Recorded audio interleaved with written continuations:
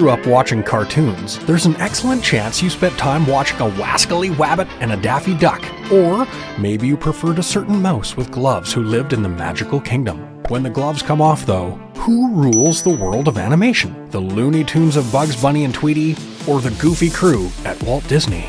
It all began with Mickey Mouse as Steamboat Willie, created in 1928 to instant success with Walt Disney Productions. And when he evolved to being able to speak, it was the voice of Walt Disney himself behind the mouse. Up until 1948, when an actor named Jimmy MacDonald took over, and several actors have been Mickey since then. Looney Tunes and its partner series, Merry Melodies, were both produced by Warner Brothers and introduced Bugs Bunny, Daffy Duck, Porky Pig, Wile E. Coyote, Super Genius, among many others. They were inspired by Disney's Silly Symphonies somewhere around 1929 and made their debut in 1931, originally produced in black and white until Technicolor came into effect in 1941. Disney was the undisputed heavyweight in the animated world in the 1930s and 40s.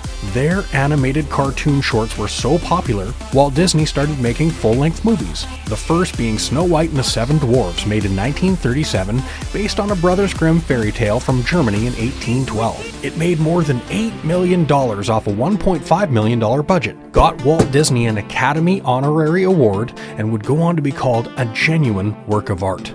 Snow White paved the way for the future of the Disney Company, and within a few years they would go on to create Pinocchio, Fantasia, and begin production on Dumbo, Bambi, Alice in Wonderland, and Peter Pan. Disney's creations and characters were unrivaled right until the 1950s. Warner Brothers' Looney Tunes would be able to start to overshine the House of Mouse, and they were able to do it with a couple of controversial methods Disney didn't use, the first being ultra-violence. I can't remember Mickey Mouse using dynamite or firearms at any point in time, although that's a pretty standard move from the Looney Tunes crew. The other was attitude. Mickey, Minnie, Pluto, Goofy, they're all goody-goodies for the most part. Bugs Bunny is not sweet, sympathetic, or innocent. The tunes were edgy, chaos-filled, and the show was packed with an adult style of humor. A little device called home television came along and changed up the game entirely, with Looney Tunes reruns being shown in the 60s and 70s. In comparison, Disney went through a huge slump with their full-length movies by trying to go live action with real actors, and didn't have a huge animated hit again until The Little Mermaid in 1989. They would follow up with the smash hits Beauty and the Beast, Aladdin, and The Lion King. Warner Brothers moved away from the animated world and was way ahead in superhero movies, with huge hits like Superman with actor Christopher Reeves and Batman with Michael Keaton and Jack Nicholson as the Joker.